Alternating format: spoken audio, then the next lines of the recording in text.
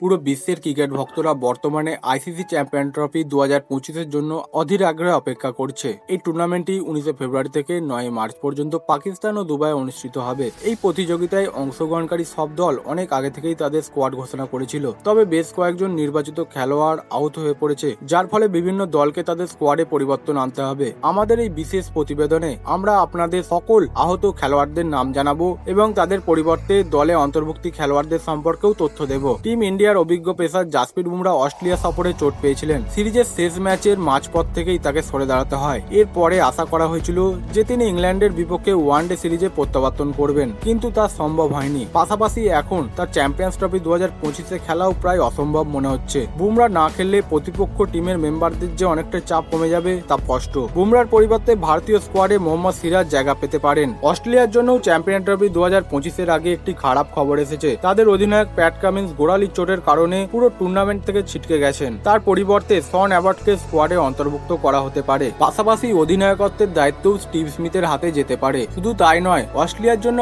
আরো খারাপ খবর হলো মিচেল মার্শ ও জশ হেজেলউড চোটের কারণে টুর্নামেন্ট থেকে পুরো ছিটকে গেছেন। তাদের পরিবর্তে জ্যাক ফ্রেজার ব্যাকগ্রাক ও স্পেন্সার জনসন দলে সুযোগ পেতে পারেন। এছাড়া সম্প্রতি অবসর গ্রহণ করা মার্কাস স্টয়নিসের পরিবর্তে কুপার কনলিকে অন্তর্ভুক্ত করা হতে পারে। দক্ষিণ আফ্রিকার জন্য চ্যাম্পিয়ন ট্রফি শুরুর আগেই দুঃসংবাদ এসেছে। তাদের দুই অভিজ্ঞ পেসার চোটের কারণে সমস্যায় পড়েছেন। এন্ড্রিক নোকিয়া পিঠের চোটের কারণে ভুগছেন, আর জেরাল্ড কোয়ার্টজে ইনজুরির কারণে ছিটকে গেছেন। তাদের পরিবর্তে প্রোটিয়া স্কোয়াডে কোয়েনা মাফাকা ও কার্বিন বোসকে অন্তর্ভুক্ত করার সম্ভাবনা রয়েছে। অন্যদিকে চলতি বছরের শুরু থেকেই প্রায় 2 দশক পুরনো একটি গান হঠাৎ করেই বড় ঝড় তুলেছে নেট মাধ্যমে। উড়িয়া ভাষায় সেই ছি ছি ছি রে ননি ছি গান এখন রীতিমতো ট্রেন্ডিং এ রয়েছে। ইতিমধ্যেই এই গান তৈরি হয়েছে হাজার হাজার রিল। ফেসবুক থেকে শুরু করে ইনস্টাগ্রাম এবং ইউটিউবের মতো প্ল্যাটফর্মে এই গানের দাপট পরিলক্ষিত হয়। তবে এবার ভারত বনাম ইংল্যান্ডের দ্বিতীয় ওয়ানডে ম্যাচেও বেজে উঠল ছি ছি ছি রে ননি ছি গানটি। ইংল্যান্ডের সাথে দ্বিতীয় ওয়ানডে ম্যাচে 43তম ওভারে বল করছিলেন রবীন্দ্র জাদেজা। ওভারের তৃতীয় বলেই তিনি আউট করেন জো রুটকে। বিরাট কোহলি ক্যাচ ধরেন, আর তারপরেই শুরু হয় সেই গানটি। রীতিমতো বিরাট কোহলি হেসে ফেলেন। এর পাশাপাশি গানটি ভারতীয় ক্রিকেটাররাও বেশ উপভোগ করেছিলেন। ক্রিকেট সম্বন্ধে এরকম ভিডিও পেতে চ্যানেলটি সাবস্ক্রাইব করুন।